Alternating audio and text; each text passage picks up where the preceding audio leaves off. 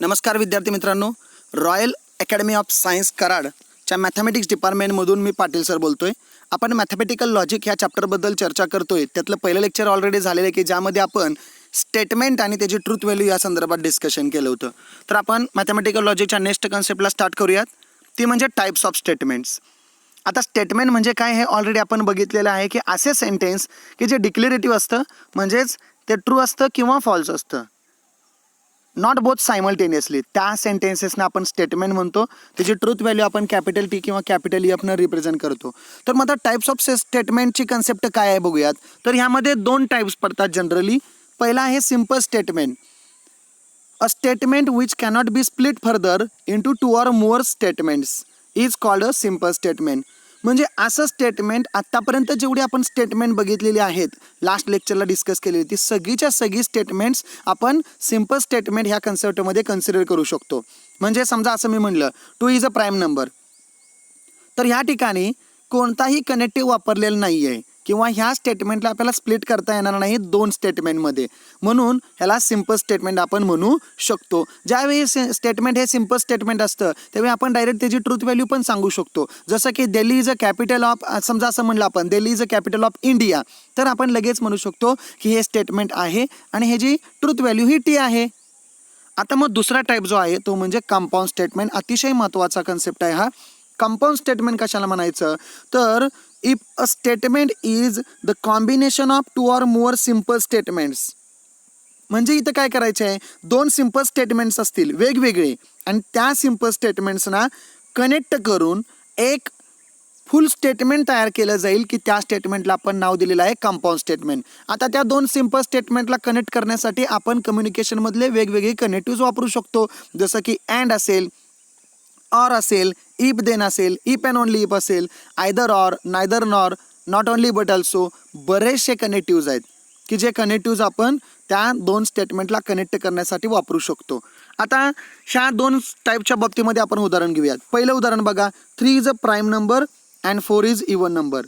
तुम्ही जर इथं बारकाईनं बघितलं तर 3 इज अ प्राईम नंबर हे एक स्टेटमेंट आहे, 4 इज इवन नंबर हे एक दुसरं स्टेटमेंट आहे, आणि ह्या ठिकाणी तुम्ही जर ऑब्झर्व केलं की तुमच्या लक्षात येईल अँड हा कनेक्टिव्ह वापरलेला आहे. म्हणजे इथं दोन स्टेटमेंटला अँड ह्या कनेक्टिव्हनं कनेक्ट करून हे फुल स्टेटमेंट तयार झालं आहे, म्हणून हे स्टेटमेंट कोणतं स्टेटमेंट आहे, तर कंपाऊंड स्टेटमेंट आहे. नेक्स्ट जर तुम्ही ऑब्झर्व केलं तर Soham and Sagar are twins. लगेच लक्षात येईल की इथं काय अँड हा कनेक्टिव्ह म्हणून वापरला जाऊ शकत नाही आहे. इथं सोहम अँड सागर हे दोघं जण आहेत, ते कोण आहेत, ते ट्विन्स आहेत. म्हणजे इथं आपल्याला स्प्लिट करता येते का, ह्या स्टेटमेंटला दोन सिम्पल स्टेटमेंटमध्ये स्प्लिट करता येते का. जसं की वरच्या स्टेटमेंटमध्ये 3 इज अ प्राईम नंबर हे सिम्पल स्टेटमेंट स्प्लिट वेगळं केलं, 4 इज इवन नंबर असं दुसरं स्टेटमेंट स्प्लिट केलं. तशा पद्धतीनं इथं सोहम आर ट्विन किंवा सोहम इज ट्विन असं आपल्याला, आणि सागर आर किंवा सागर इज ट्विन असं स्प्लिट नाही करता येत. त्यामुळे हे स्टेटमेंट हे कसलं स्टेटमेंट आहे, तर सिम्पल स्टेटमेंट आहे. आता मग कनेक्टिव्ह जे आपण वापरला, आता मगाच्या आपण कन्सेप्टमध्ये अँड हा कनेक्टिव्ह वापरला, तर असे बरेचसे कनेक्टिव्ज आहेत कम्युनिकेशनमध्ये आपल्या लँग्वेजमध्ये. तर त्यापैकी सगळे कनेक्टिव्ज हे काय आपण लॉजिकल कनेक्टिव्ज म्हणून घेणार आहे का, तर नाही घेणार आहे. जसं की आपण प्रत्येक सेंटेन्स हे स्टेटमेंट म्हणून कन्सिडर नाही केलं. स्पेशलिटीवाले सेंटेन्सेस, डिक्लेरेटिव्ह सेंटेन्सेस, त्यांना आपण स्टेटमेंट म्हणून कन्सिडर केलं. त्याच पद्धतीनं the words which are used to connect two statements, हे लय महत्त्वाचं आहे, अतिशय महत्त्वाचं आहे. हे सेंटेन्स इथे म्हणलेलं नाही आहे, टू स्टेटमेंट, दोन स्टेटमेंटला कनेक्ट करण्यासाठी जे कनेक्टिव्ह वापरलं जातं is called as a logical connective. आता ते मग कोणकोणते कनेक्टिव्ह आहेत, तर हा चार्ट अतिशय महत्त्वाचा आहे की ज्यामध्ये तुम्हाला कनेक्टिव्ज, हा पहिला कॉलम आहे बघा, दुसरा कॉलम आहे सिम्बॉलचा, आणि तिसरा कॉलम आहे term used to describe the connectives. म्हणजे थोडक्यात आपण असं म्हणूयात की लॉजिकल नेम आपण आपल्या मॅथमॅटिक्समध्ये वापरणार. तर सगळ्यात महत्त्वाचा पहिला कनेक्टिव्ह तुम्हाला इथे दिसतोय बघा. पहिला कनेक्टिव्ह आहे तो कोणता आहे, तर अँड आहे. अँड हा कनेक्टिव्ह आपण मॅथमॅटिक्समध्ये सिम्बॉलिक फॉर्मॅटमध्ये लिहिताना हा उलटा व्हीच्या पद्धतीने असा रिप्रेझेंट करणार आहे, आणि त्याला मॅथमॅटिकल लॉजिकमधलं नेम आहे कंजक्शन. त्याच पद्धतीनं दुसरा आपण कनेक्टिव्ह वापरणार आहे तो म्हणजे ऑर. त्याला सिम्बॉलिक फॉर्म आहे व्ही, आणि त्याचं मॅथमॅटिकल लॉजिकल नेम आहे डिसजंक्शन. नेक्स्ट कनेक्टिव्ह आपण यूज करणार आहे लॉजिकमध्ये तो म्हणजे इफ देन, की जो वन साइडेड ॲरो दाखवणार आहे सिम्बॉलिक फॉर्ममध्ये आणि त्याला लॉजिकमधलं नाव आहे कंडिशनल किंवा implication. Next if and only if हा नेक्स्ट कनेक्टिव्ह आहे की जो डबल साइडेड टू साइडेड ॲरोन आपण रिप्रेझेंट करणार आहे. लॉजिकल नेम आहे बाय कंडिशनल किंवा डबल इम्प्लिकेशन. आता ह्याचबरोबर नॉट हा सुद्धा आपण ॲज अ कनेक्टिव्ह म्हणून वापरणार आहे. ॲक्च्युली नॉट हा कनेक्टिव्ह हा सिम्पल स्टेटमेंटवर सिंगल स्टेटमेंटवर वापरला जाणार आहे. तरीसुद्धा आपल्या कन्व्हिनियन्ससाठी आपण तो कनेक्टिव्ह म्हणून कन्सिडर करणार आहे की जो ह्या अशा सिम्बॉलिक फॉर्मॅटमध्ये दाखवणार आहे आणि त्याला लॉजिकल नेम आहे निगेशन. तर लक्षात घ्या, and, or, if then, if and only if हे मेजरली 4 कनेक्टिव्ह आणि त्याचबरोबर सिम्पल स्टेटमेंटवरती नॉट हे एक कनेक्टिव्ह. अशा पद्धतीने आपण 5 कनेक्टिव्ह हे लॉजिकल कनेक्टिव्ह म्हणून कन्सिडर करणार आहे. त्यांचे सिम्बॉलिक फॉर्म्स बघा आणि त्यांच्या टर्म्स बघा. म्हणजे थोडक्यात आपण अँडला कंजक्शन, ऑरला डिसजंक्शन, इफ देनला कंडिशनल किंवा इम्प्लिकेशन, इफ अँड ओनली इफला बाय कंडिशनल किंवा डबल इम्प्लिकेशन आणि नॉटला निगेशन हा लॉजिकल नेम यूज करणार आहे. तर मग आता प्रत्येक कनेक्टिव्हची स्पेशलिटी आणि त्याचा फॉर्मॅट आपण डिस्कस करूया. So next one, first connective आपण बघितलं होतं ते म्हणजे कंजक्शन, की जे अँडला आपण लॉजिकल नेम वापरलेला आहे की जे उलट्या व्हीन आपण रिप्रेझेंट करणार आहे. मग ऑब्वियस आहे यामध्ये if two statements are combined using connective and, 2 statement जर अँड ह्या कनेक्टिव्हनं वापरली तर then it is called as a conjunction. समजा पी अँड क्यू हे 2 स्टेटमेंट्स आहेत, तर पी अँड हा शब्द जरी मध्ये वापरला, Q is called as a conjunction. त्याला रिप्रेझेंट करत असताना ह्या अशा पद्धतीनं सिम्बॉलिक फॉर्मॅटमध्ये आपण रिप्रेझेंट करणार आहे. मॅथमॅटिक्समध्ये ते स्टेटमेंट दिल्यानंतर आपण त्याला सिम्बॉलिक फॉर्ममध्ये कन्वर्ट करण्याचे एक्झाम्पल पुढे बघणारच आहे. आणि त्याला रीड करत असताना आपण पी कंजक्शन क्यू किंवा पी अँड क्यू असं आपण रीड करणार आहे. तर आता हे जे कंजक्शन वापरतोय आपण किंवा अँड हा लॉजिकल कनेक्टिव्ह वापरतोय त्यासाठी अतिशय महत्त्वाची नोट पॉईंट ही आहे की कनेक्टिव्हजमधले जे काही वर्ड्स आहेत कम्युनिकेशनमधले, बट, एट, दो, स्टील, मुरेवर, हे सगळेच्या सगळे शब्द इक्विव्हॅलन्स टू कंजक्शन किंवा इक्विव्हॅलन्स टू अँडला आपण यूज करू शकतो. म्हणजे कनेक्टिव्हला कनेक्ट करत असताना ज्यावेळी 2 स्टेटमेंटला कनेक्ट करत असताना बट हा शब्द आला तर but is equivalence to and, and म्हणजे कंजक्शन रिप्रेझेंट कसं करणार आहे आपण, कसं उलट्या व्हीनं रिप्रेझेंट करणार आहे. एक आपण एक्झाम्पल घेऊयात. समजा हे एक्झाम्पल आहे 2 is even number and 25 is a perfect square. तर लगेच आता लक्षात येईल तुम्हाला इथं 2 इज इवन नंबर हे एक स्टेटमेंट आहे, 25 इज अ परफेक्ट स्क्वेअर हे एक स्टेटमेंट आहे की ह्या ज्या 2 स्टेटमेंटला अँड ह्या कनेक्टिव्हनं कनेक्ट केलं गेलेलं आहे. त्यामुळे इथं कंजक्शन झालेलं आहे. मग इथं आपण सिम्बॉलिक फॉर्म लिहिताना काय करतोय बघा, आपण ऑलरेडी आधी बघितलं होतं statements are generally denoted by small P, Q, R and so on. तर लेट आपण कन्सिडर करूया P is the statement. Read कसं करतोय बघा, P is the statement such that, P is the statement such that 2 is even number. Next, Q is a statement such that 25 is a perfect square. म्हणजे पहिल्या simple स्टेटमेंटला आपण P, दुसऱ्या simple स्टेटमेंटला Q न represent केल्यानंतर इथं connective and वापरल्या कारणानं ह्याचा सिम्बॉलिक फॉर्म आहे, the symbolic form is P and Q. आता तुमच्या लक्षात आलं असेल की कोणतंही कंपाऊंड स्टेटमेंट सिम्बॉलिकली आपण कशा पद्धतीने रिप्रेझेंट करणार आहे. आता हा कन्सेप्ट हा लॉजिकचा आत्मा आपण म्हणू शकतो. ही कन्सेप्ट प्रत्येक विद्यार्थ्याला अंडरस्टँडिंग होणं अतिशय महत्त्वाचं आहे. And that is nothing but the truth table for conjunction. Conjunction म्हणजेच अँड उलट्या व्हीन आपण रिप्रेझेंट करतोय.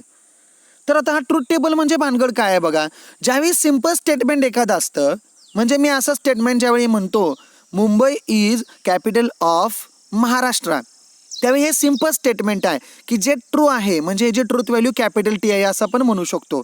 पण ज्यावेळी 2 सिम्पल स्टेटमेंट्स कनेक्ट केले जातात, जसं की मगाशी आपण बघितलेलं स्टेटमेंट होतं अँडनं कनेक्ट केलेलं, त्यावेळी मात्र विषय कसा होणार आहे बघा, त्या 2 स्टेटमेंटची त्यांची ट्रूथ व्हॅल्यू वेगळी असणार आहे.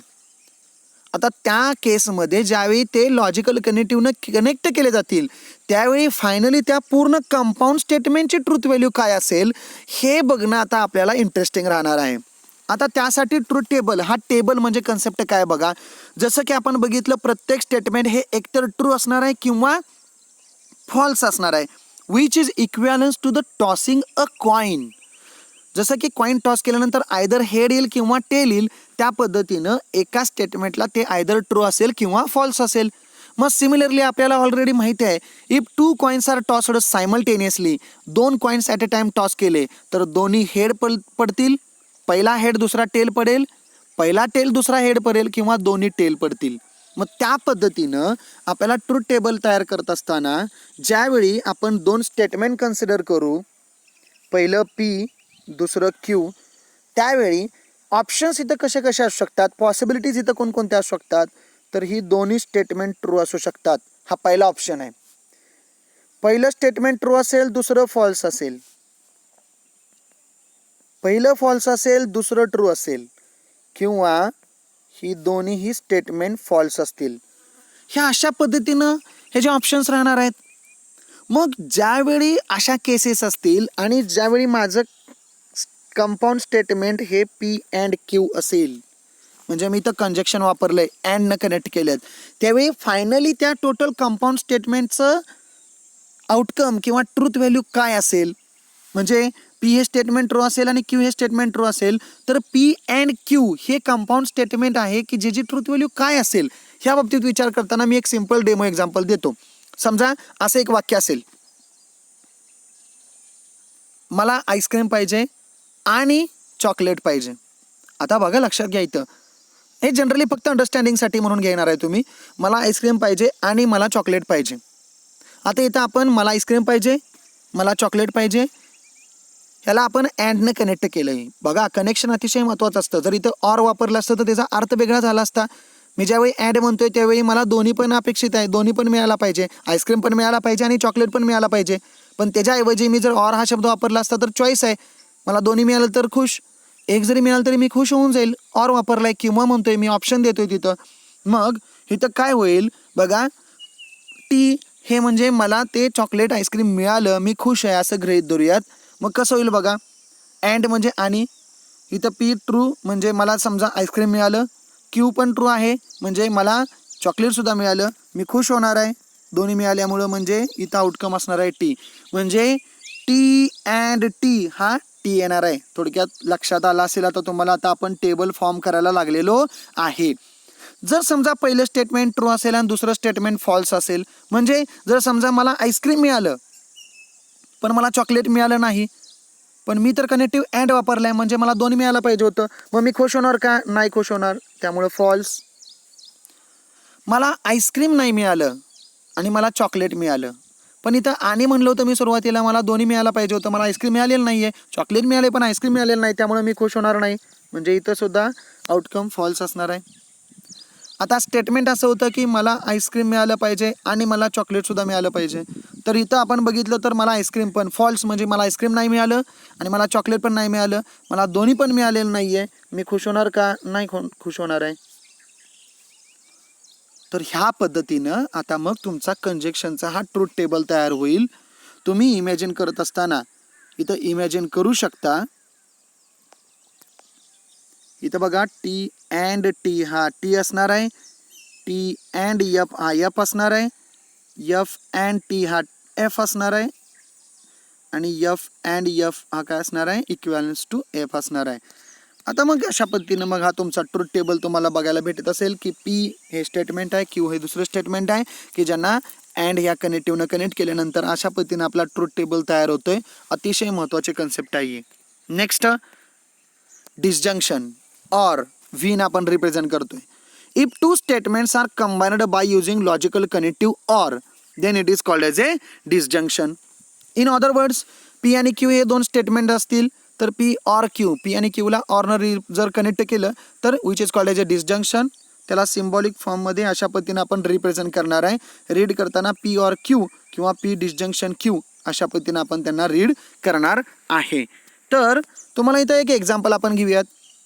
समजा अ school is open or their is a holiday, अशा पद्धतीचं एक्झाम्पल आहे. इथं लक्षात येईल, अ स्कूल इज ओपन हे एक स्टेटमेंट आहे, देअर इज अ हॉलिडे हे दुसरं स्टेटमेंट आहे की ज्यांना ऑरनं कनेक्ट केलेलं आहे. ह्याला सिम्बॉलिक फॉर्ममध्ये लिहायचं असेल तर लगेच लक्षात येईल तुम्हाला. आपण लेट स्मॉल पी कन्सिडर करूयात. Is a simple first statement, the school is open. Q हे स्टेटमेंट आहे, देअर इज अ हॉलिडे. ऑरनं कनेक्ट केलंय म्हणजे इथं डिसजंक्शन झालेलं आहे. Then the symbolic form is P or Q. मग जसं आता आपण अँडचं ट्रूथ टेबल बघितला होता तशा पद्धतीनं आपण इथं ऑरचं पण ट्रूथ टेबल डिस्कशन करणार आहे. तर ऑरच्या ट्रूथ टेबल बाबतीमध्ये सुद्धा मगाचंच आपण उदाहरण घेऊयात. पुन्हा एकदा आपण मगाच्या एक्झाम्पलकडे जाऊयात.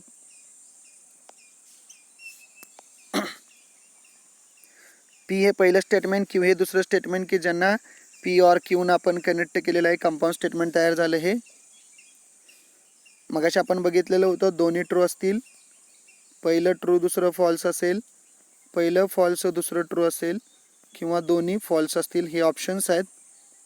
आता त्यांना आपण ऑरनं कनेक्ट केलेलं आहे. मग समजा आपण मगाचं एक्झाम्पल घेऊयात.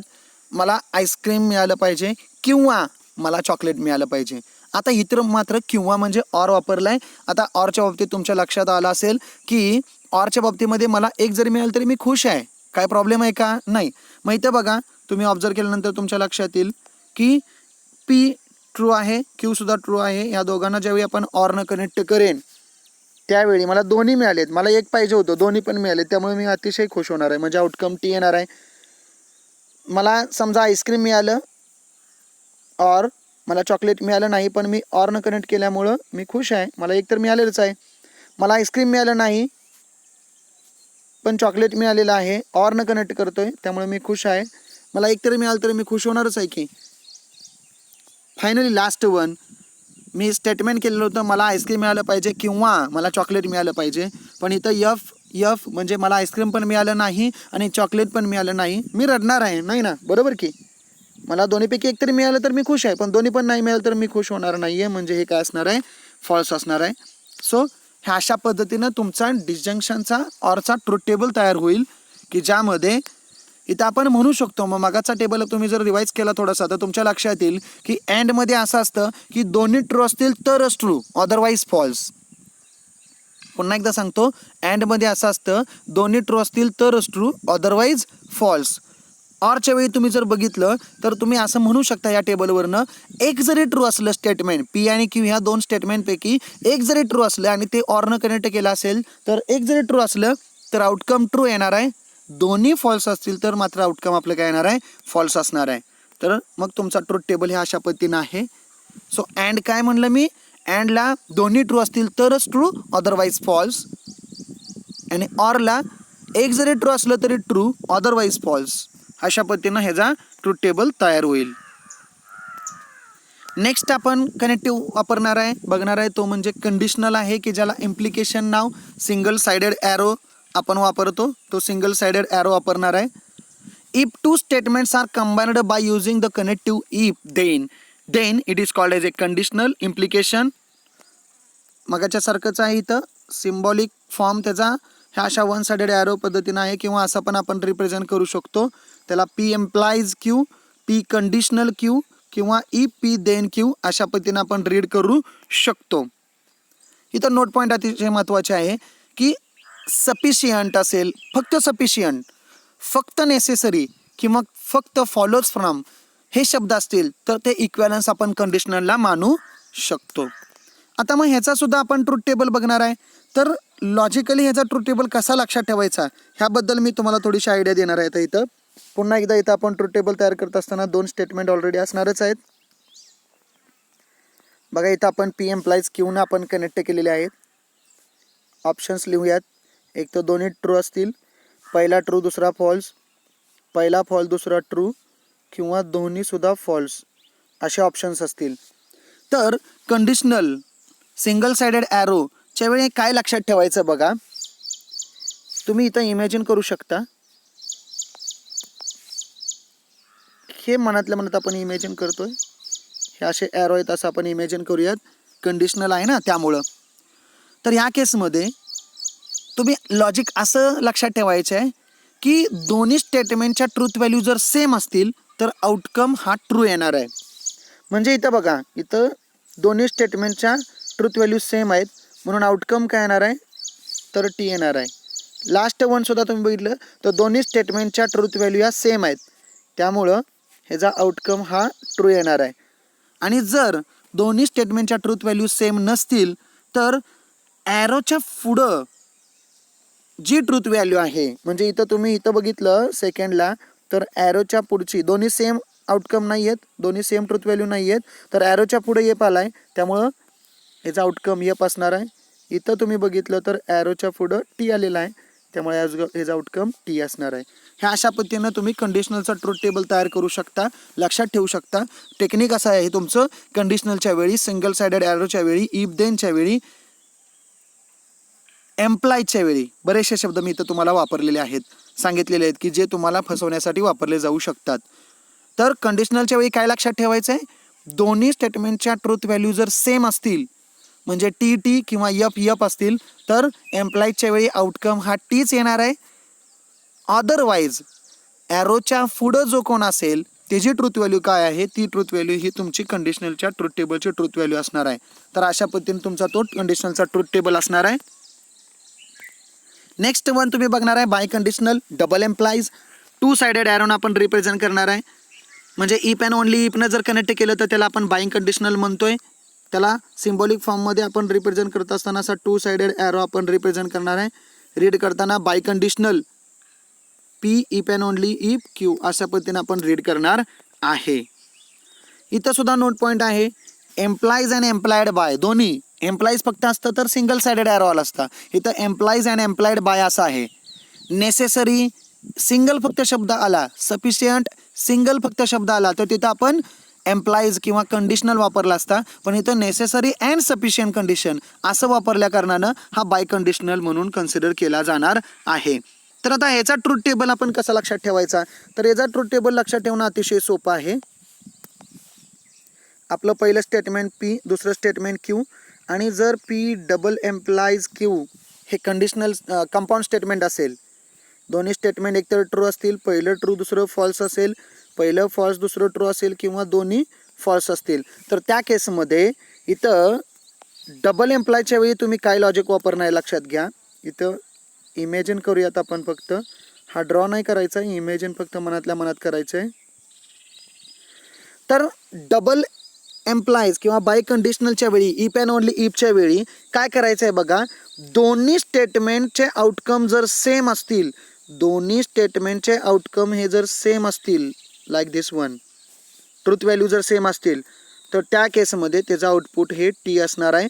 Otherwise compulsory false. अतिशय सोपं आहे लक्षात ठेवताना.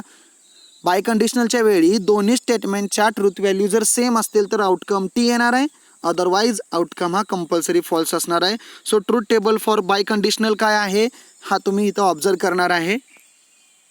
Last connective negation of the statement. Actually the connective not is operated on only one statement, म्हणजे हे एका स्टेटमेंटवरती ऑपरेट केलं जाणार आहे. Still for sake of uniformity it is also called as a connective, म्हणजे आपल्या कन्व्हिनियन्ससाठी, आपल्या अंडरस्टँडिंगसाठी आपण ह्याला कनेक्टिव्ह म्हणून कन्सिडर करणार आहे. इथं बघा, निगेशन ऑफ पी, पी या स्टेटमेंटचं निगेशन हे ह्या अशा पद्धतीनं सिम्बॉलिक फॉर्ममध्ये आपण रिप्रेझेंट करणार आहे. Negation of P symbolically represent करताना अशा पद्धतीनं आपण रिप्रेझेंट करणार आहे.